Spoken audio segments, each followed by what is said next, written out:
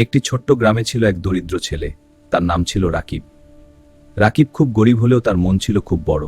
রাকিব প্রতিদিন সকালে উঠে গ্রামের পাশের নদীর ধারে বসে স্বপ্ন দেখত, একদিন সে বড় মানুষ হবে, সবাইকে সাহায্য করবে। একদিন নদীর ধারে সে একটি ছোট্ট আহত পাখি দেখতে পেল।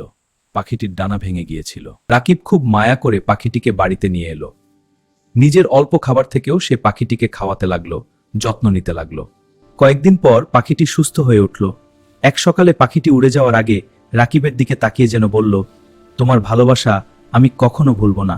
কিছুদিন পর গ্রামে এক বড় লোক এলেন।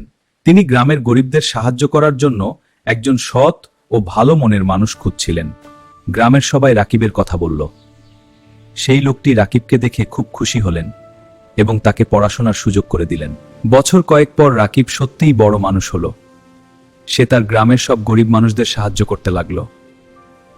আর সে কখনো ভুলেনি, একটি ছোট্ট পাখিকে সাহায্য করার সেই দিনই রাকিবের জীবনের মোড় ঘুরে দিয়েছিল।